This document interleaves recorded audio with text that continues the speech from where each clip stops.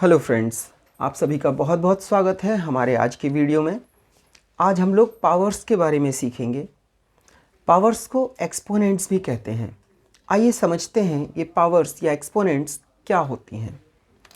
देखिए, हमारे पास जो नेचुरल नंबर्स होते हैं, उन नेचुरल नंबर्स को अगर हम उसी नंबर से मल्टीप्लाई कर दें तो हम कहते हैं कि उसका जो प्रोडक्ट आया वो उस नंबर का स्क्वायर है, या इसे हम 3 के ऊपर नंबर 2 लिख के डिनोट करते हैं। तो यहाँ पर ये जो इंडेक्स नंबर ऊपर लिखा हुआ है, इसी इंडेक्स नंबर को हम एक्सपोनेंट कहते हैं, या आप इसे पावर कह सकते हैं। पावर और एक्सपोनेंट। और जिस नंबर को हम बार बार मल्टीप्लाई कर रहे हैं, जैसे यहाँ हमने 3 को 2 टाइम्स मल्टीप्लाई किया है, तो ये इस एक्सपोनेंट का बेस होता है। तो इन दो टर्म्स को समझने के बाद, पावर्स एंड बेस, इसके बाद हम आपको बताएंगे कि इन पावर्स के रूल्स क्या होते हैं। आइए ज़रा एक बार और देखते हैं। मान लीजिए हमने 5 × 5 × 5 लिखा। अब आप देख रहे हैं कि यहाँ नंबर 5 3 टाइम्स मल्टीप्लाई हो रहा है, तो हमारा जो बेस है वो कितना होगा? 5। और इसकी पावर हम कितनी लिखेंगे? 3, है ना। अगर इसी तरह से हम 5 की जगह बेस 7 ले लें और यहाँ 7 को हम 2 टाइम्स मल्टीप्लाई करें, और इसके बाद अगर हम 7 को 3 टाइम्स मल्टीप्लाई करें, तो 7 कितने टाइम्स मल्टीप्लाई हुआ? 5 टाइम्स। तो इसको हम पावर नोटेशन में लिखेंगे 7 रेज्ड टू द पावर 5। यानी बेस हमारा वो नंबर है जिसको हम मल्टीप्लाई कर रहे हैं, और पावर उस नंबर को डिनोट करता है जितने टाइम्स हमने वो नंबर लिखा है। ओके, चलिए अब हम आपको बताते हैं पावर्स के रूल्स क्या होते हैं। देखिए, हमारा जो बेस है, अगर हम उसको x मान लें और उसकी पावर m हो, इसे हम रीड करेंगे x raised to the power m, या x की घात m, और इसका हम मल्टीप्लाई कर रहे हैं x to the power n में। अब जरा देखिए, ये दो नंबर्स जो एक्सपोनेंशियल फॉर्म में हैं, ये एक दूसरे से मल्टीप्लाई हो रहे हैं और इनके बेसिस इक्वल हैं, है ना। तो रूल ये है कि इसको हम सेम बेस की पावर m + n लिख सकते हैं। यानी जब बेसिस इक्वल होते हैं, सेम होते हैं, तो उनकी पावर्स को हम ऐड कर सकते हैं। आइए समझते हैं ऐसा होता क्यों है।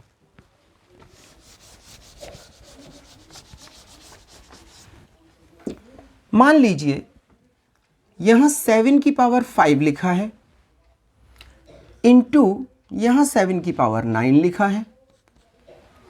7 रेज़ टू द पावर 5 का मतलब है कि 7 को हमने 5 टाइम्स लिखा हुआ है इन मल्टीप्लिकेशन, 1 2 3 4 5।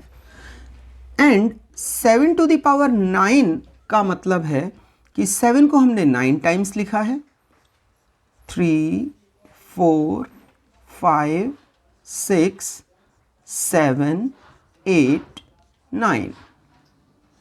ठीक है। अब क्योंकि ये सारे के सारे नंबर्स मल्टीप्लिकेशन में हैं, तो हमें काउंट करना पड़ेगा कि अगर इसे हम पावर नोटेशन में लिखते हैं तो 7 कितने टाइम्स लिखा है। तो आप देख रहे हैं 5 टाइम्स यहाँ पे और 9 टाइम्स यहाँ पे, तो 5 और 9 टोटल 14 टाइम्स है। तो हमें पता चलता है कि हम जब इन्हें मिलाकर काउंट करेंगे तो 5 और 9 ऐड हो जाएंगे, यानी 7 टू द पावर 5 + 9। तो इसको हम पावर नोटेशन में 7 टू द पावर 14 लिख सकते हैं, है ना। सिंपल चीज़। चलिए, ये तो हमारा पहला रूल हुआ जिसमें हम नंबर्स को मल्टीप्लाई करते हैं तो सेम बेस होने की वजह से पावर्स या एक्सपोनेंट्स ऐड हो जाती हैं। अब अगर दो नंबर्स को डिवाइड करें तो पावर्स पे क्या इफ़ेक्ट पड़ेगा? आइए देखते हैं। अगर 3 टू द पावर 11 हो और इसको हम दूसरे एक्सपोनेंशियल नंबर से डिवाइड कर रहे हैं जिसका बेस सेम है, supposedly we take 3 to the power 6, तो ज़रा देखिए यहाँ क्या होगा।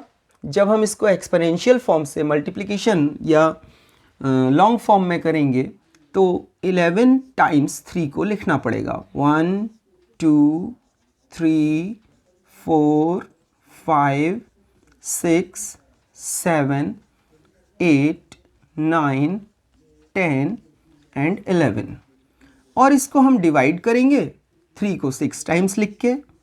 1 2 3 4 5 6। अब देखिए ऊपर न्यूमरेटर में और नीचे डिनोमिनेटर में जब सेम नंबर्स हैं तो वो फैक्टर्स हैं जो कैंसिल आउट हो जाएंगे। कितने टाइम्स कैंसिल आउट होंगे?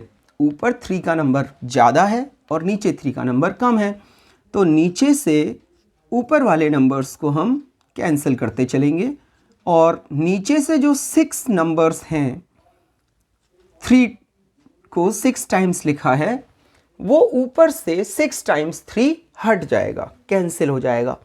तो देखिए ऊपर 3 कितने टाइम्स लिखा था? 11 टाइम्स, नीचे 6 टाइम्स, तो ऊपर जो 11 टाइम्स था उसमें से 6 टाइम्स 3 कैंसिल हो गया, तो कितने टाइम्स बचा, यानी रिमेनिंग।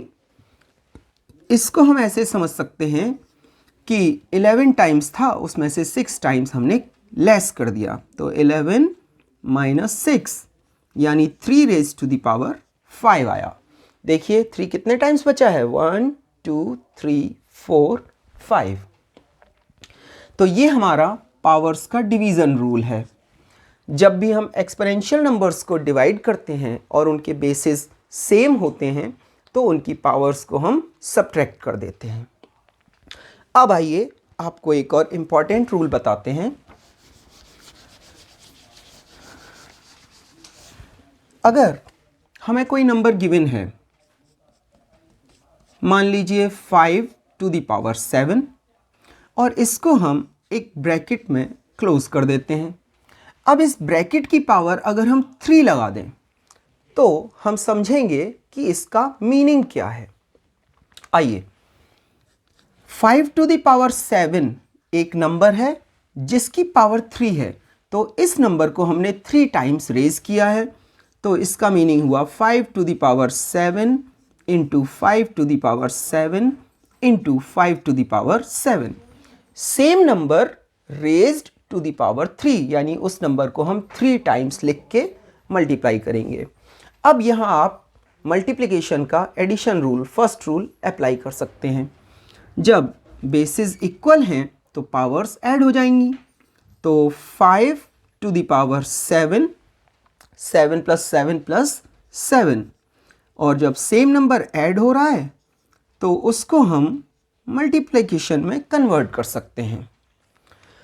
3 टाइम्स 7 को ऐड करना था तो हमने 7 का 3 टाइम्स कर दिया, यानी 7 को 3 से मल्टीप्लाई कर दिया, तो आंसर कितना आएगा हमारा? 5 टू द पावर 7 3 ज़ा 21। तो एक्सपोनेंट्स में इन नोटेशंस का मीनिंग समझना बहुत ज़रूरी है। जब पावर के ऊपर पावर लगी हो, मतलब एक एक्सपोनेंशियल नंबर दिया है और उस पूरे नंबर की कुछ पावर लगी हुई है, तो पावर्स आपस में मल्टीप्लाई हो जाएंगी। तो इस तरह से हमारे 3 रूल्स बन गए। उन तीनों रूल्स को मैं आपके लिए एक बार फिर से यहाँ लिख देता हूँ जिससे आप उन्हें अच्छे से समझ सकें। पहला रूल हमारा है, if x to the power m is multiplied by x to the power n, then the powers are added. So the answer becomes x raised to the power m plus n. Rule 2, if x to the power m is divided by x to the power n, then the powers are subtracted. So number becomes x raised to the power m minus n. Multiplication होगा तो powers add होंगी, sub division होगा तो powers subtract होंगी। अब third rule जो हमारा है, x raised to the power m whole power n, that is equal to x to the power m into n. Okay, अब यहाँ एक समझने की बात है। वो बात क्या है, मैं यहाँ बार बार ब्रैकेट लगा रहा हूँ और ब्रैकेट की पावर n लिख रहा हूँ। ये इस बात को एक्सप्लेन करने के लिए है, क्लैरिफाई करने के लिए है कि यहाँ जो नंबर लिखा है उसकी पावर n है। इसी चीज़ को हम इस तरह से भी लिख सकते हैं, x to the power m to the power n।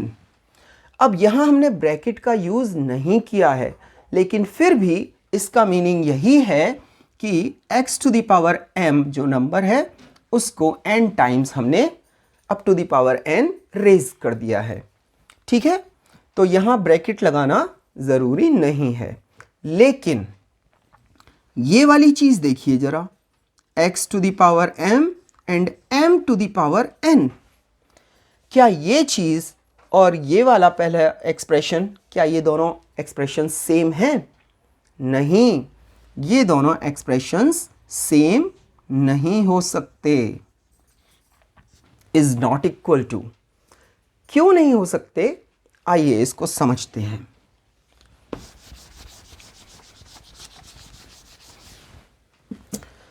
जरा देखिए, मान लीजिए हमने बेस 2 ले लिया और 2 की पावर 3 और इस पूरे नंबर की पावर 4 है। 2 raise to the power 3 again raise to the power 4। इसका मीनिंग क्या है हम यहां लिख के समझेंगे। और जरा इसको देखिए, 2 raised to the power 3 to the power 4। ये दोनों एक्सप्रेशंस डिफरेंट हैं, अलग अलग हैं। जरा देखिए, यहां पर तो पावर्स आपस में मल्टीप्लाई हो जाएंगी, तो 2 की पावर आएगी 3 into 4, that is 2 raise to the power 12।